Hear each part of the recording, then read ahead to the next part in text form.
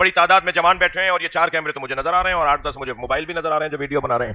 تو نہ جانے جو امریکہ، کینیڈا، آسٹریلیا، یورپ میں ہمارے جوان گئے ہوئے ہیں، میں ان سے کچھ دیر بات کرنا چاہ رہا ہوں.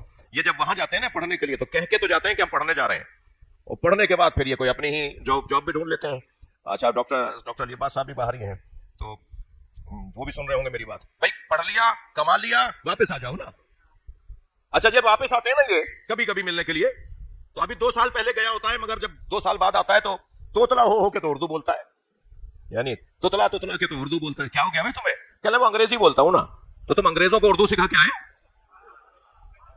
تم نے انگریزوں کو بلتی سکھائی، تم نے انگریزوں کو پنجابی سندھی سکھائی، تم ان سے تو سیکھ کر آ گئے. اچھا انگریزی تو سیکھ ہی لی، تمہارا ہولیا بھی انہیں جیسا ہو گیا.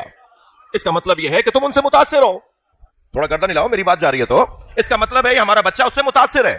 ہم سب اثر پذیر بھی ہیں، اثر گزار بھی ہیں. بھائی تھک کے نہیں سنیے گا میں جو کہہ رہا ہوں. ہم سب اثر پذیر بھی ہیں، اثر گزار بھی ہیں. جس چیز میں ہم کمزور ہوتے ہیں اس میں اثر پذیر ہوتے ہیں، اور جس میں مضبوط ہوتے ہیں اس میں اثر گزار ہوتے ہیں. اللہ اور اللہ کا رسول اور اہل بیت تو چاہتے ہیں کہ تم اتنے مضبوط بنو کہ دوسروں پہ اثر ڈالو. اب علامہ اقبال گئے تھے جرمنی پڑھنے کے لیے، تو اقبال نے تو ضد پکڑ لی کہ میں جرمن زبان میں نہیں پڑھوں گا، میں تو انگریزی میں پڑھوں گا. تو علامہ اقبال کی وجہ سے جرمن میونخ یونیورسٹی کی جو تعلیمی زبان تھی وہ جرمن زبان ختم کر کے انگریزی شروع کروائی گئی. اور علامہ اقبال کی وجہ سے ہزاروں طالب علموں کا فائدہ ہو گیا کہ وہ انگریزی میں پڑھنا شروع ہو گئے. تو اقبال جب وہاں سے ڈاکٹر ہو کر واپس آئے، پی ایچ ڈی وہاں کی نا میونخ یونیورسٹی میں، انہوں نے جب واپس آئے تو علامہ اقبال تو اور زیادہ مغربی ہو جانا چاہیے تھا، مگر اقبال واپس آ کے اور زیادہ انقلابی ہو گئے، یعنی مسلمانوں کے حقوق کے لیے اور زیادہ سنجیدہ ہو گئے.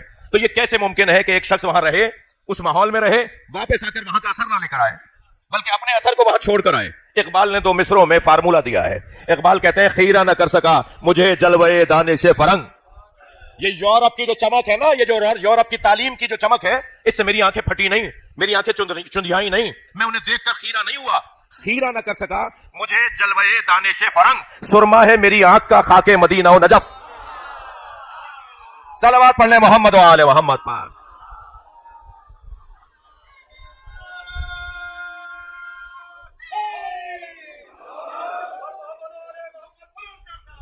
اللہم صلی علی محمد و آل.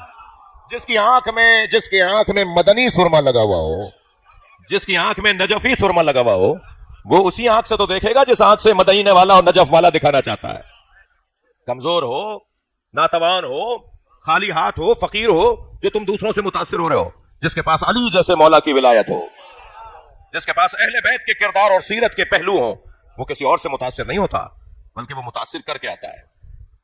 بات روشن ہے؟